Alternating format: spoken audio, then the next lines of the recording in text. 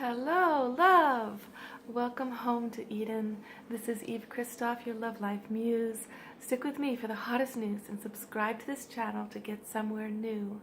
I have a series of controversial videos today, and this topic is how to save a dying marriage. The suggestion I have for you, I have gotten back feedback from people who are using it who say it's really working. But this is a warning before you watch this video. If you have a healthy marriage, at least a healthy sex life, do not do what I'm suggesting, because this, for a healthy marriage that's already flowing and it's already deeply sexually satisfying, this will break your marriage. This will destroy it. Okay, so this only works if your marriage is already floundering, if you've already had years of disconnect sexually. In that case, paradoxically, this solution will bring you back to a very deep love. And what the outcome of that will be, we don't know, but it will be love. So this is the solution called Yam Week. I have another video out from that I made a long time ago, but I'm going to make it again right now. So what is Yam Week? Yam Week comes from an indigenous tribe, I believe in Papua New Guinea, where what they did was, there was a smallish community, and so even though they had long-term marriages, life-term marriages, they would yearly, and it might have even been twice a year, but at least yearly, they would have 2 weeks where all the marriage vows were on hold and everybody can sleep with anybody they want. and and of course this keeps the gene pool fresh. Nobody really knows who's the father of anybody. And that's not the point. The point is that by them allowing themselves free expression for whatever tensions had been building up with attractions to other ones in the community, those could be expressed, and then they would go back to their partners, their partner in survival, in family, in the work of life, which can sometimes grind down your romantic sexual attraction. So this would be like, Yam Week was like a fiesta, like a big party. It's actually 2 weeks. Lots of feasts, lots of dancing, lots of music, everybody going off in the bushes with who they want, So I suggest Yam Week only when you can do this not in your own community. Really better if it's with somebody who's far away in a different area, so that it's not distracting you all the time when you get back home to your beloved, okay? Now, why this doesn't work for when you have a loving relationship that's really going is that you don't really know what's going to happen. Like, I know some people who did their Yam Week thing and the woman discovers that she's gay and that's it for their marriage, and it's a good thing. But what happened next? They were very creative, actually. They stayed living together, and they traded off going away with their lovers. So one of them would be in the home with the kids, and then the other one. And this meant the kids didn't have to do that terrible thing of them being uprooted to convenience everybody else. It meant everybody else was doing the work to convenience them, which really with children is what we should always, always be doing, is we take the inconvenience. We don't put it on them of whatever our lives are calling for. Now, the incredible thing, though, about Yam Week is that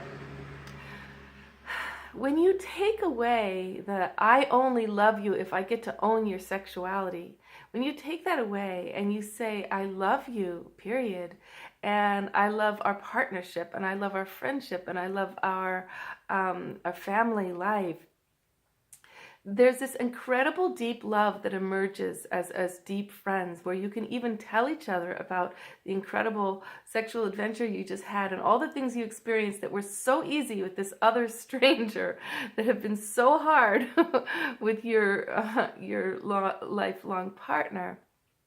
Goodness gracious, right? Now you're kind of opening up like, wow, you could go there easily. You had all that, and that you can't have it with me. Now both people start looking at themselves like, well, wow, what am I missing? What am I in myself? What am I missing about you that you never show me? And then the conversation opens up into exploration together that you've freed up, you've been nourished on this level that you haven't been able to nourish each other. And now you've actually accessed incredibly powerful parts of yourself that have been dormant in the relationship by being with other people for this short time. Where now what you do with Yam Week is you cap it. It's only for the amount of time you say, what, a week, 2 weeks, a month, I don't know. And then you're coming back together, okay? So it's an agreed upon container. And maybe one person goes and then the other person goes, depending on if you have children. But the thing about doing this, once again, I have to bring it back that once your relationship comes back and you're in love and you're in the flow, the thing is, then if you're doing Yam Week, it becomes a destruction to something very sacred that's building.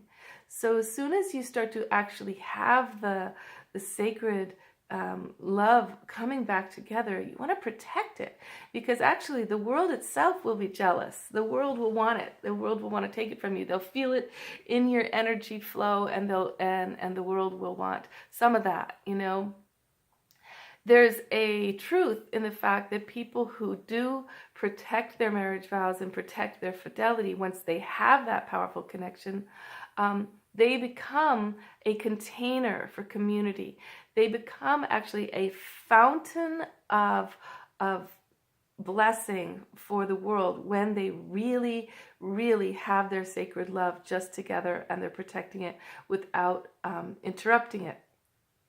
But to get there to that place is sometimes a journey where there has to be some growth and some exploration and some expansion and some breaking apart of the old pattern. So Yam Week is an option, and don't judge yourself for it. And just like sometimes when people need space and they actually need to sleep in different rooms so that they get rest if one person is snoring, and then people will freak out like, oh, the marriage is over, we're not sleeping in the same bed.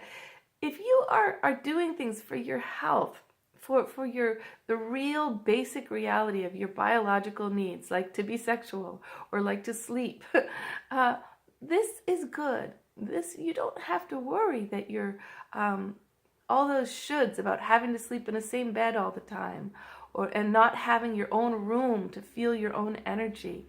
The truth of us is that we are separate beings, and we are always needing to come, bridge that gap back into the eternal oneness that we are, the deeper truth, So since we're all in this together of having been separated at birth from spirit and longing to come back to love, all the needs that you have for your individuation, these are all good. They're all sacred, and they will help you. Now, what do you do when you finally are coming into that love and that sexuality that is so flowing and so great, and you're going to get back into fidelity, and now you're like, oh no, is it all going to shut down? All the learning, all the exploring with other people? How do we stay alive in our dedication? Well, first of all, the two of you are always growing and changing. You are not just one person. If you stay alive and awake to life, you are exciting. You are amazing. But another thing that was really, really helpful to do is to learn partner dancing. Because in partner dancing, salsa, bachata, kizomba, zouk, ballroom, contra dancing, there's all these incredible kinds of partner dances. You get to have the joy of variety, of exchanging romantic, even sexual energy, and being appreciated by all different kinds of people and appreciating them and feeling the impact of who you are on other people.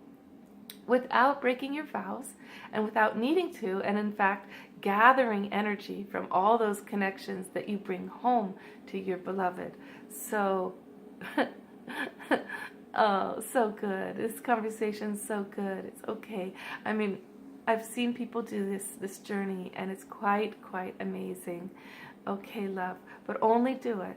Only do Yam Week if your marriage is already, it's already broken. I mean, so what else are you gonna do? Like, right? It's already at that place where you're gonna lose it anyway. Now this is something that paradoxically brings you back home to each other's trust and love and friendship and openness and ability to explore. Okay? Much love, darling. Love life. Love each other. Love yourselves.